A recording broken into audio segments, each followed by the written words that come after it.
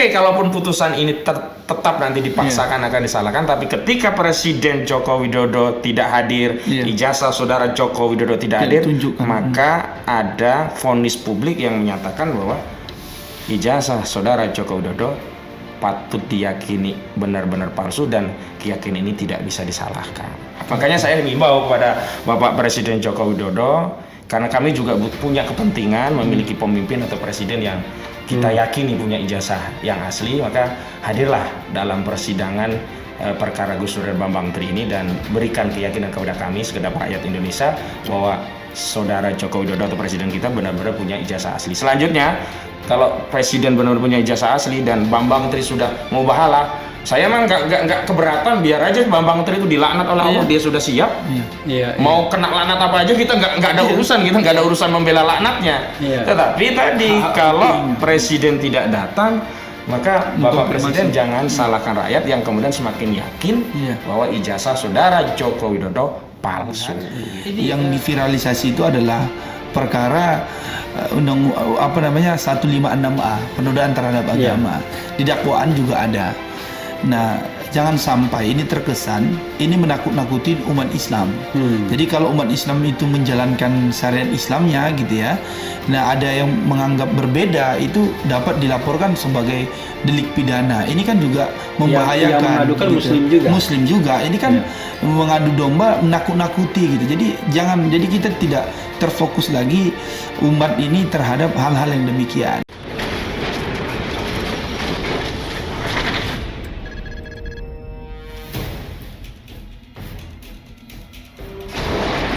Kemarin sidang Gus Nur ya, Gus Nur dan Bambang Tri. Nah, orang pengen tanya, pengen tahu pastinya, sebenarnya Bambang Tri dan Gus Nur ini didakwa dengan pasal atau undang-undang apa? Karena saya baca kok ini undang-undangnya malah berita bohong ini. Silakan, siapa yang mau ini? Silakan, Ricky ya. Oke.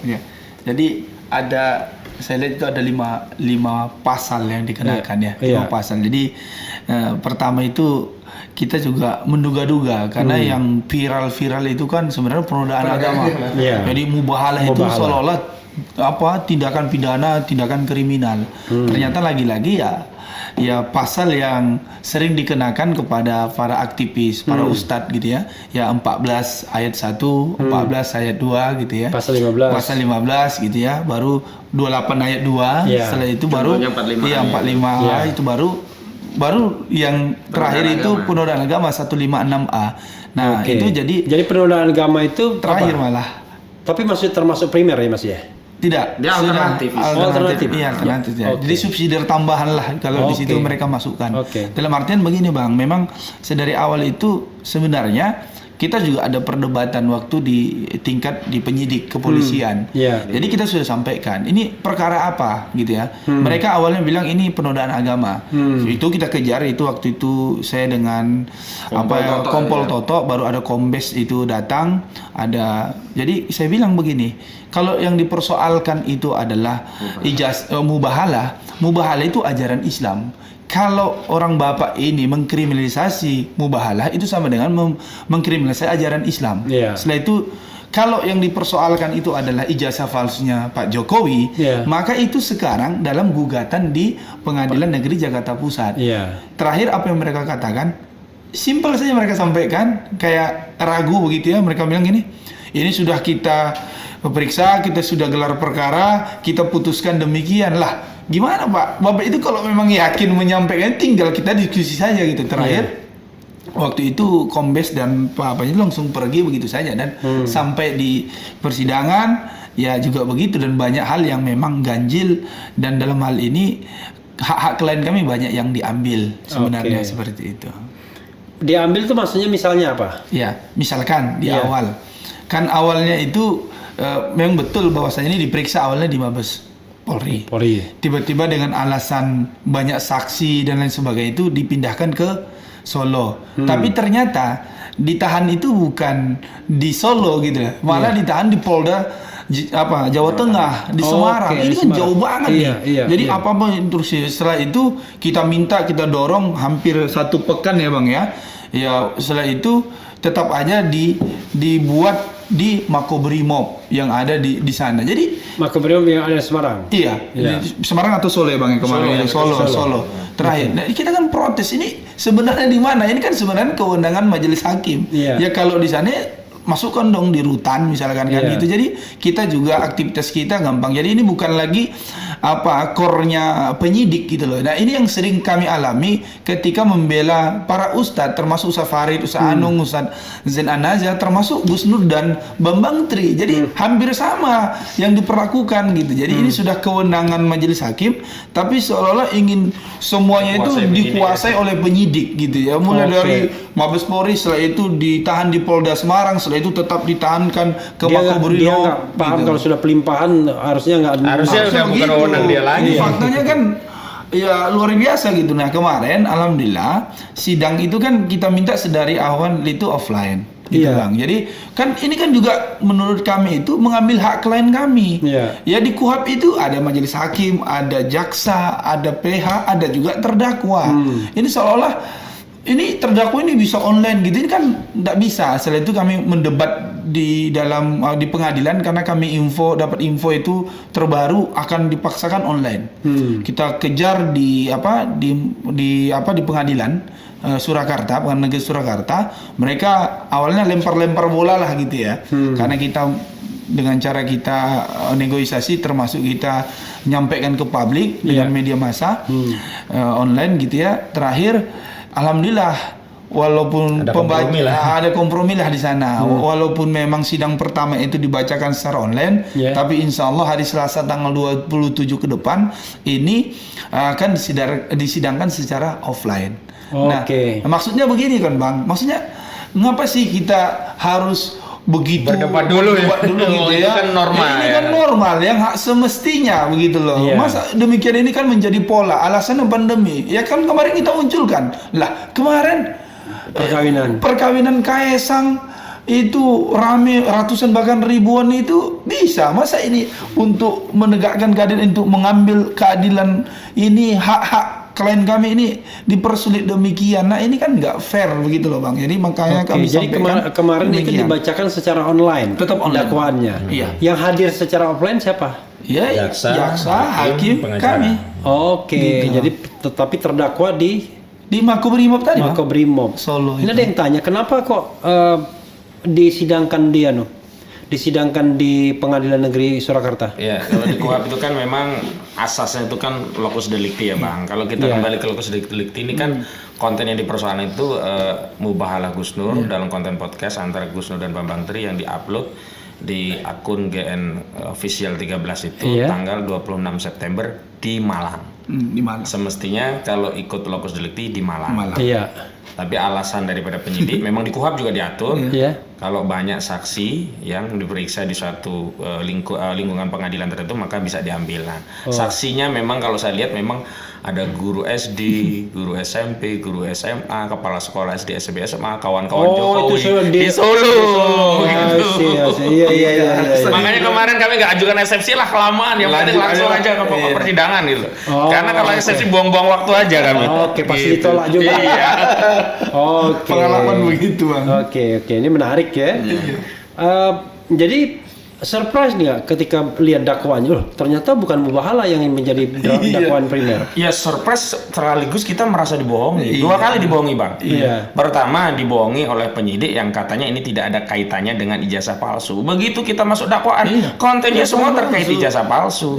Jadi Gus Nur itu dianggap mengedarkan kebohongan sama Bambang Tri karena apa? Ijazah palsu tadi sebenarnya nggak palsu asli. Jadi dianggap kebohongan. Padahal sebelumnya kita sudah bilang berdasarkan Perma nomor 1 tahun 1956 ketika ada perkara perdata pidana berhimpitan, ini berkaitan dengan hak keperdataan, perdata yang dahulukan, pidana tangguhkan. Ini kan sederhana Bang, ada orang mencuri, tapi ada hak keperdataan. Ini bukan barang kamu, ini barang sendiri perdata. Selesaikan dulu perdatanya. Kalau ternyata barang saya berarti ya nggak nyuri, ngambil barang saya sendiri. Gitu. Nah itu penyidik ngotot tadi sampaikan, ini nggak ada kaitannya, silakan saja Pak. Kalau perdata mau dilanjutkan, kami fokus dari awal. Ternyata begitu dakwaan malah ijazah palsu juga. Itu primer.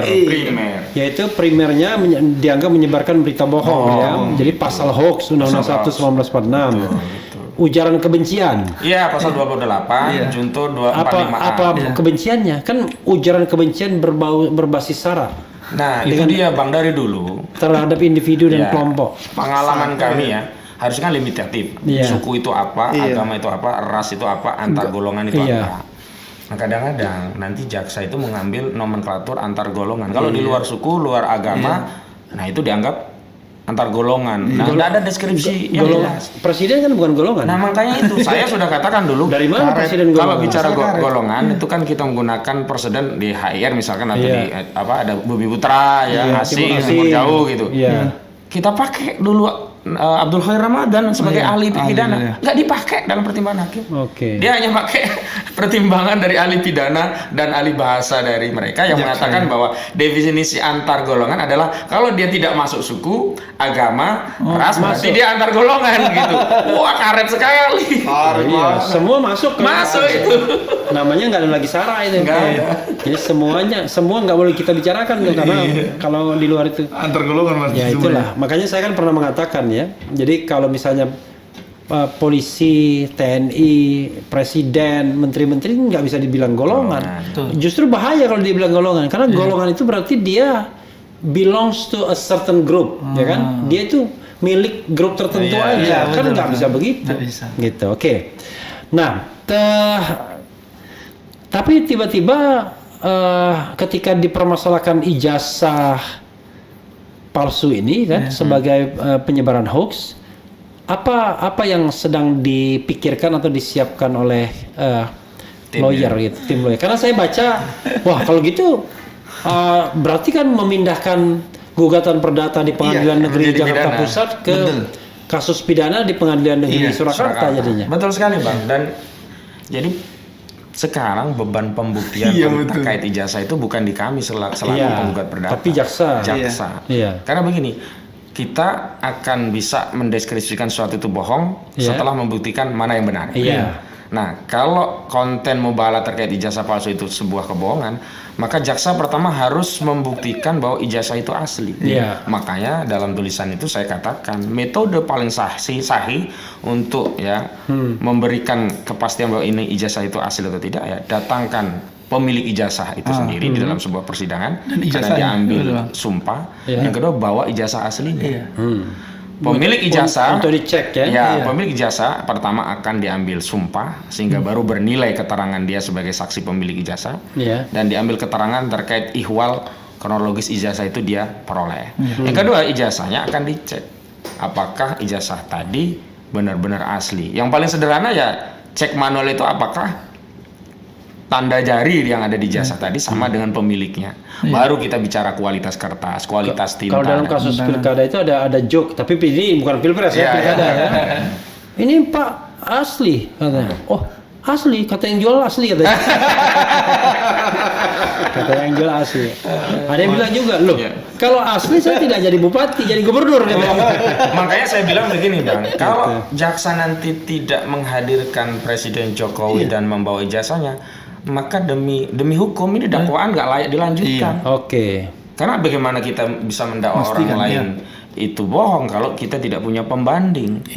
Dan sebenarnya kan banyak nama di dakwaan tadi yang semestinya kalau dalam konteks due process of law itu kan berarti semua nama yang disebutkan dalam dakwaan itu harus diperiksa. Yang lucu, Presiden Jokowi di dalam BIP tidak diperiksa. Semua juga tidak diperiksa, hanya diperiksa saksi-saksi yang dianggap melemahkan. Misalnya gini, ada nama Bu Andayani itu itu kan disebutkan di dalam mubahalah, tapi dalam BAP tidak dipanggil oleh penyidik.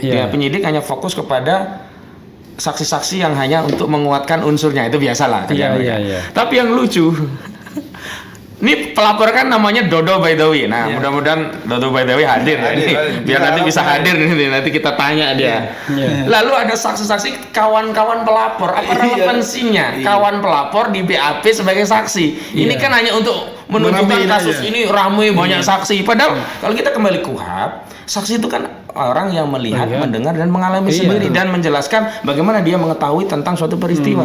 Lalu kalau dia melapor, terus saya menjadi kawan dari pelapor, saya diambil saksi. Ya paling saya hanya menyaksikan, ya benar dia lapor apa? Oh lapor bahwa ada ijazah palsu, kan jadinya testimoni de audito, tidak bernilai secara hukum. Nah cuman karena berkas ini ada di jaksa, ada di penyidik, rata-rata itu Bang, kelemahan lawyer itu kalau ketemu polisi, ketemu jaksa, kita nggak punya kewenangan saja. Jawab mereka cuma, silakan Pak nanti di pengadilan saja.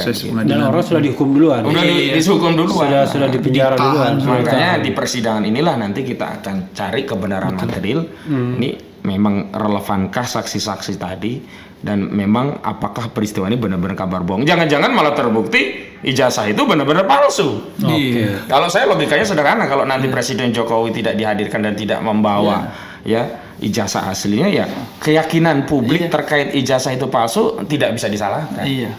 Terlepas kalau putusan ini bisa aja, saya merem aja lah, mau divonis apa saja, suka-suka rejim hari ini. Ustadz Farid Oqbah yang jelas-jelas dakwah saja juga divonis 3 tahun, nggak masuk akal. Dan yang menarik itu Bang, di kasus Ustadz Farid Oqbah, saya agak flashback sedikit. Putusan kemarin itu bukan hanya menunjukkan kezaliman Bang, juga kejumawaan. Kenapa saya bilang jumawa? Jaksa nuntut 3 tahun, divonis 3 tahun pula. Padahal dia vonis 2 tahun saja, jaksa nggak akan banding. Kenapa jaksa nggak banding? Karena jaksa itu pakemnya kalau kurang dari 2/3 baru dia banding, karena dianggap tidak sukses menuntut.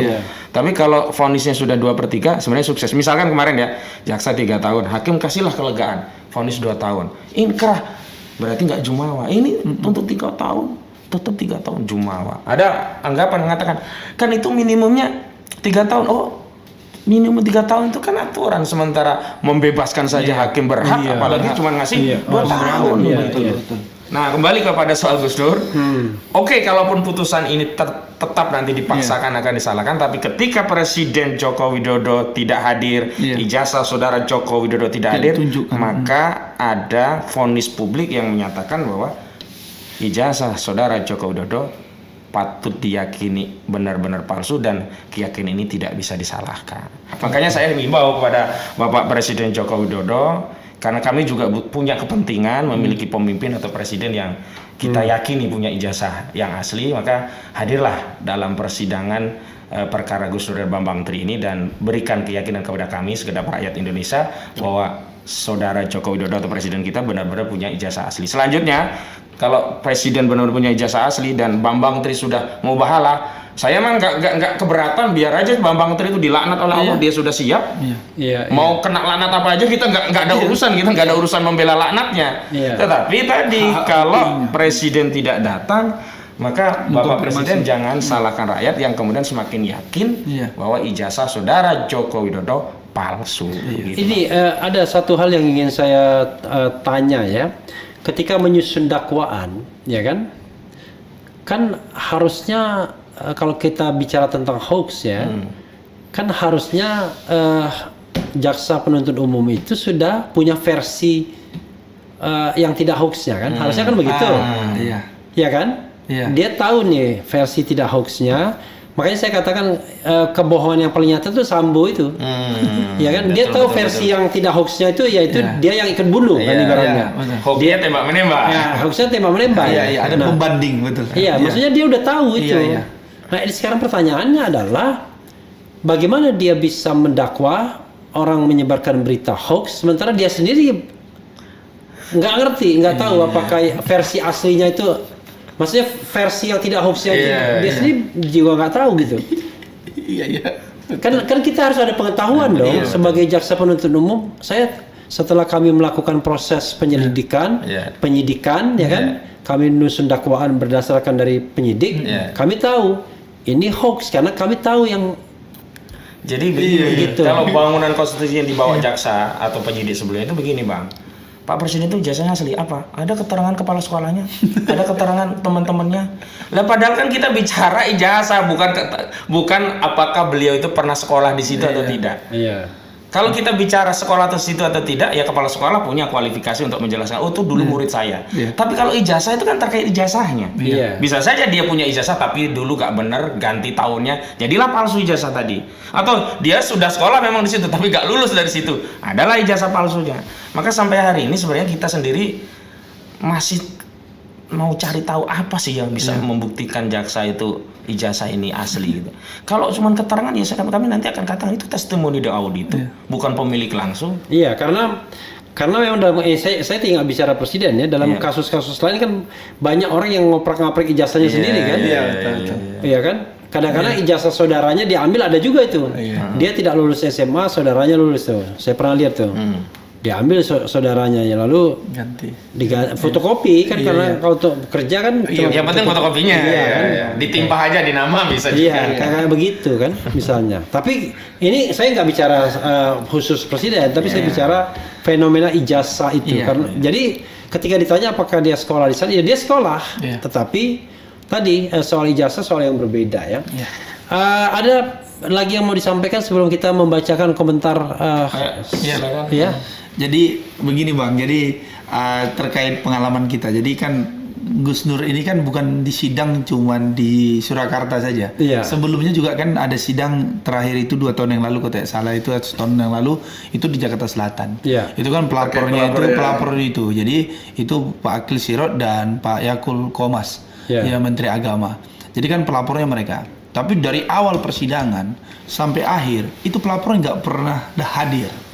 Itu kan dari awal itu juga kita protes. Nah, dalam perkara ini juga Mas Baudowi ini sebagai pelapor sedari awal juga sudah kita ingatkan kepada majelis hakim bahwasanya kami minta saksi dihadirkan termasuk saksi pelapor. Nah, ini Mas Baudowi untuk hadir juga, jangan seperti yang kemarin-kemarin. Jadi ada yang melaporkan tapi tidak hadir di persidangan. Bang Refli hadir di persidangan sampai itu kan jadi saksi. Betul. Pelapornya nggak hadir itu. Nah, karena kita punya pengalaman pas lagi ulang tahun lagi itu. Masya Allah itu. Tapi nggak jadi diperiksa karena kelamaan kan.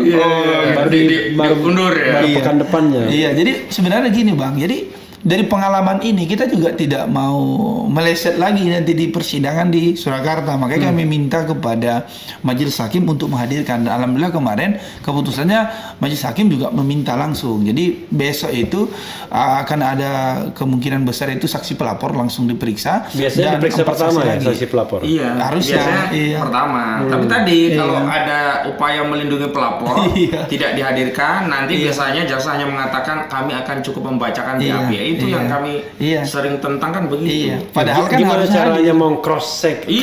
Cross check. Kan? Banyak pengalaman begitu Bang. Jadi sehingga kita wanti-wanti dari awal jangan sampai pengalaman sebelumnya terulang kembali. Nah, ini kan mengkonfirmasi begitu. Ini kasus terlalu dipaksakan begitu, karena apa? Karena dikenal ya Gus Nur ini orang-orang yang vokal mengkritisi segala kebijakan-kebijakan yang dianggap oleh Gus Nur itu ya tidak pro rakyat begitu. Oke, tapi menurut saya ini memang lebih sial Gus Nurnya aja karena Bambang Menterinya sebenarnya yang mau karena ada gugatan itu.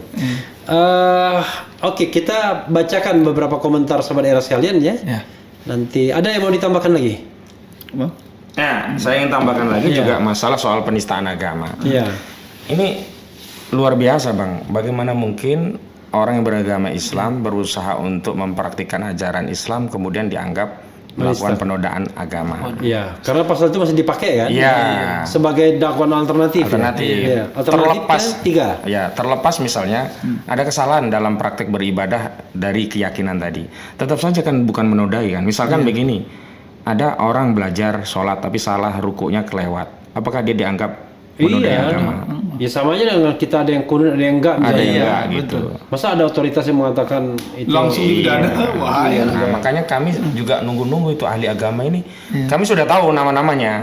Karena kan sudah ada berkas BAP itu di kami. Dari MUI bukan? Ternyata bukan juga. Nah, kita dibohongi lagi. Itu awalnya kita di penyidik bilang kita sudah koordinasi dari MUI. Karena kami tetap berpandangan agar keterangan ahli tadi mewakili agama Islam yang ada di Indonesia harus keluar dari otoritas lembaga yang mewakili umat Islam. Siapa? MUI. Nah, kalau dari ormas kan nanti bisa saja pendapat ormas ini berbeda dengan ormas yang lainnya. Kalau MUI kan jelas sudah mewakili seluruh pandangan kalau umat sekarang Islam. Kan sesama ormas Islam kadang-kadang tega saling memenjarakan. Kadang-kadang kadang-kadang tanpa harus kita sebutkan ormasnya kan. Itulah oke lah. Coba kita bacakan sedikit ya.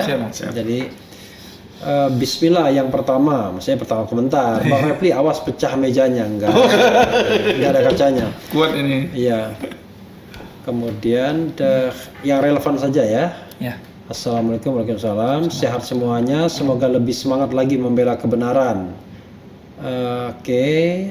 Saya nggak bacakan yang menghina-menghina yang apa ya kan? Yang kira-kira rakyat ingin tahu ijazah itu ada atau tidak, ini wajar ya. Menyimak Pak Refli buat para lawyer Bambang Tri dan Gus Nur, insya Allah surga menantikan. Yang penting ikhlas ya. Amin. Kemudian Purbayasa nyimak Bang Rafli, bukan Rafli, Refli, ya kan? Kebenaran akan menang, kebatilan akan hancur. Allahu Akbar. Allahu Akbar. Gara-gara ijazah palsu jadi pidanakan orang. Ya ini ada kesan begitu ya. Jawa Timur hadir. Semoga Bambang Tri dan Gus Nur bisa sadar dan bertobat sebelum keluar. Wah ini Papa Bukili ini memang selalu begitu dia. Nah, dia selalu setia ya sama Bang Refli, nonton terus itu. Iya. Gak apa-apa, kita kalau misalnya berbeda pendapat nonton, kalau ada 10 juta orang gak apa-apa. Seneng juga kan? Papa Bukili ya gitu ya, Papa Bukili ya. Begitu dipencet biasanya nggak ada followernya biasanya. Gitu. Samaran. Ya, kemudian luar biasa dukungan non Muslim keturunan PKI dan Islam Nusantara. Oke, terus kita jangan sampai ini ya.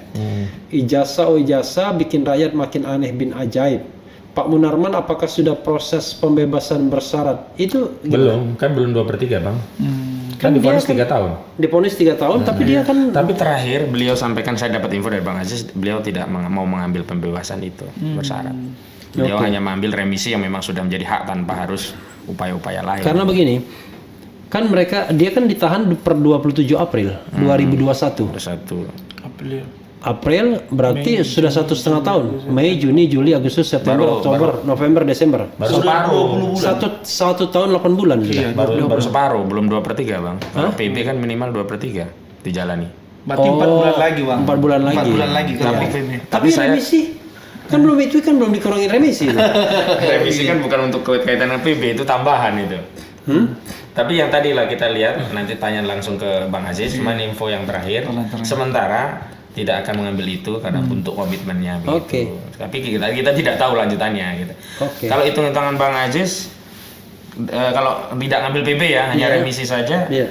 Ya mungkin akhir tahun 2023 lah, belum sampai 2024. Kalau dengan remisinya ya. Tapi nggak bisa lagi nyalon presiden dia. Sudah tutup pendaftaran. Udah lewat Bang. Kayaknya memang biar dia nggak nyalon presiden Bang. Presiden asosiasi, ternyata asosiasi lawyer gitu ya. Kemudian John Refra. Ini biasanya suka maki-maki juga, tapi tiba-tiba di-delete ininya ya. Komentarnya. Ya. Kemudian yang malsuin aman, yang ngibul aman, tapi yang gugat dipidana. Nggak jelas maksudnya apa, walaupun kita tahu ya. Mubahala, abakadabra, simsa, ini sama-sama Papa Bukili lagi. Kebaca ya kan? Aktif banget ya Bang. Iya. Kemudian salam para pejuang pembenaran ya. Salam kembali. Pembenaran? Aduh, bukan kebenaran ya. Serang nyimak Bang RH ya kan? Kemudian Bang Refli, jika apokat nih ya di Indonesia bersatu untuk membela Gus Nur dan Bambang Tri dan menuntut Jokowi untuk memperlihatkan ijazah aslinya, mungkin diperhitungkan oleh jaksa dan hakim. Ngapain kita bersatu? Kan itu kan prosedur beracara biasa aja ya. Jadi nggak main demo-demoan. Muslim garis lurus harus selamatkan NKRI dari cengkeraman. Ini kita nggak bicara mengenai oligarki. Bukan, Muslim non Muslim itu salah ya. Iya. Nah ini Bang Refli Harun tanyakan kenapa kok sidangnya di Solo padahal videonya Gus Nur Mubahala itu dibuat di Jakarta atau Malang? Dibuat di Malang. Tadi sudah kami sampaikan. Iya, dibuat di Malang. Tapi karena saksinya itu banyak Solo, maka dijadikan Solo ya. Dan mungkin juga mengantisipasi kalau Pak Jokowi mau datang kan dekat. Mungkin juga. Kan bisa jadi. Kalau mau menunjukkan ijazah kan mudah dekat gitu loh. Iya, mungkin ijazahnya di Solo kan. Iya. Kemudian Kalimantan Barat hadir. Lanjutkan perjuangan demi kebenaran. Semoga teman-teman diberikan kesehatan dan kemudahan oleh Allah Subhanahu wa taala. Bongkar kezaliman walaupun berat. Oke. Itu. Ini nggak ada kaitannya nih. Anies kalah Pilpres, RH nggak. No komen dulu saya, no komen. Anies kalah Pilpres, RH nggak bakal jadi manusia yang bermanfaat. Masya Allah. Paling tidak bermanfaat juga lah bagi staf saya kan. Gitu. Oke. Hukuman atau vonis yang dibuat lihat aja alam turut menyaksikan pemilik alam apalagi maka hakim yang begitu celakalah. Ya itu kalau kita hadis ya, hakim itu kan jadi tiga ya kan, yang berpengetahuan dan memutus dengan adil, yang bodoh, pasti. Yang kedua berpengetahuan tapi tidak adil, yang ketiga yang bodoh. Kalau bodoh udah pasti gak adil. Bodoh dia. Dan yang biasa aja banyak yang kedua kan. Pinter sih ya kan. Tapi takut kayak gitu ya kan. Itu maksudnya takut kenikmatan dikurangin gitu. Kemudian kebenaran akan menemukan jalannya, semangat bagi pejuang tegaknya keadilan pembela kebenaran. Oke. Ya saya kira banyak yang daripada bertanya banyak yang mendoakan ya. Oke. Ibarat ditilang polisi dan ditanya SIM-nya mana, yang ditilang malah menjawab saya punya SIM kok Pak, ini buktinya foto saya waktu di Samsat. Itu logika Babi Aldo ya. Babi Aldo itu. Jadi sebenarnya itu kan kalau kita mau pembuktian itu direct ya kan. Ya, jadi jangan memutar gitu. Oke. Apakah ada aturan yang menyebutkan siapa saja yang dapat melihat ijazah seseorang, Bung? Gimana tadi? Apakah ada aturan? Apakah ada aturan orang bisa melihat ijazah dan tidak melihat ijazah? Biasa aja ya. Walaupun itu dokumen pribadi ya, artinya tidak bisa dipaksa kecuali oleh institusi pengadilan. Kecuali misalnya kalian berdua tiba-tiba datang, minta mana ijazahnya, kan nggak bisa begitu kan? Oke, harus melalui prosedur gitu ya. Kemudian semoga Allah menjaga dan melindungi Gus Nur dan Pak Bambang Tri. Amin. Dan seluruh tim pengacara, amin ya rabbal alamin. Ya.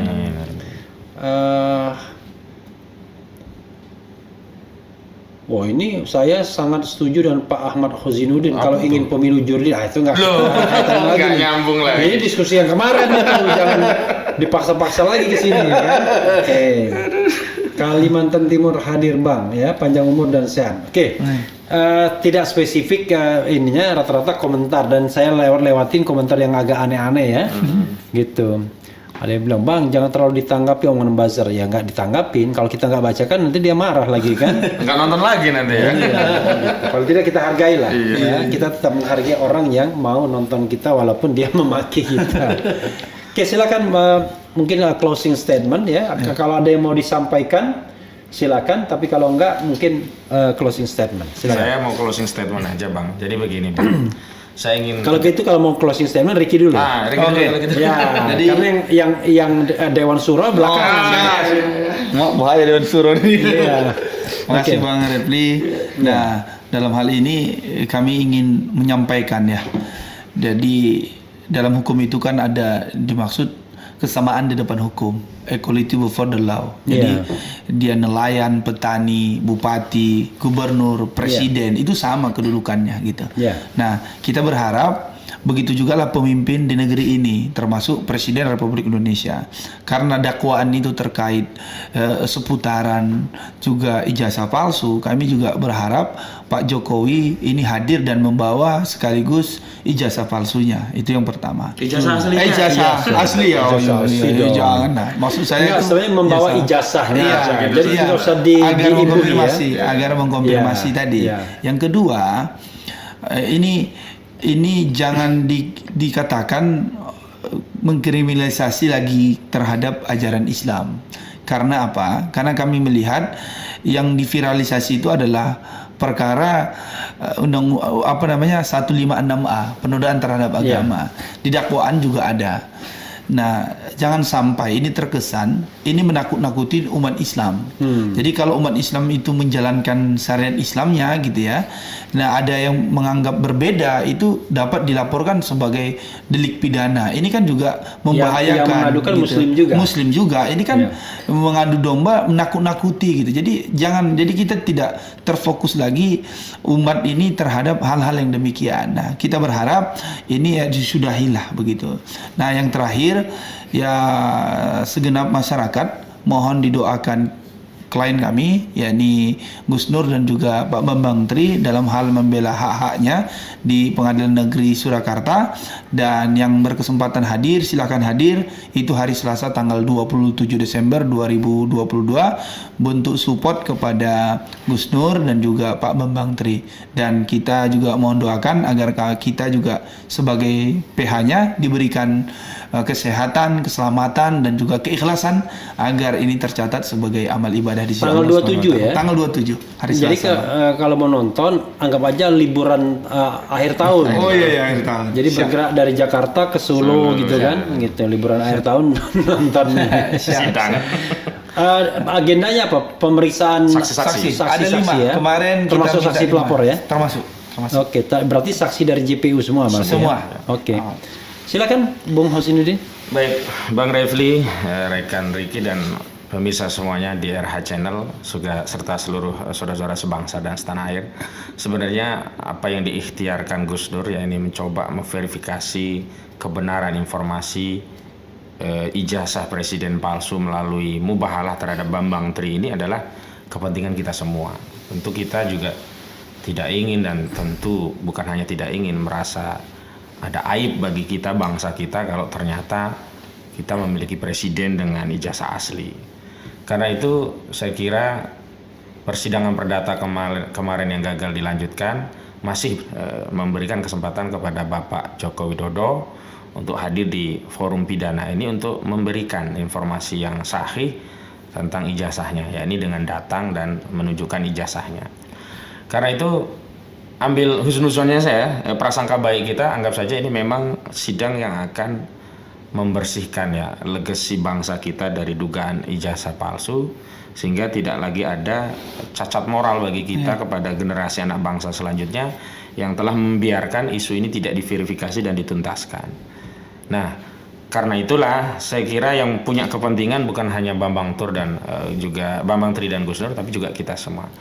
Sekali lagi saya mendapatkan informasi dari klien saya Gus Nur bahwa dirinya motivasinya itu sebenarnya tidak ingin punya pemimpin yang tidak jujur, pembohong, sehingga dia perlu memverifikasi informasi dari Bambang Tri, dan karena dia bukan lawyer, bukan seperti kita ya cara memverifikasi kita ya berbeda dengan Gus Nur. Kalau Gus Nur cara memverifikasi kebenaran itu adalah dengan meminta keyakinan dari orang yang memberikan informasi tadi dengan melakukan mubahalah.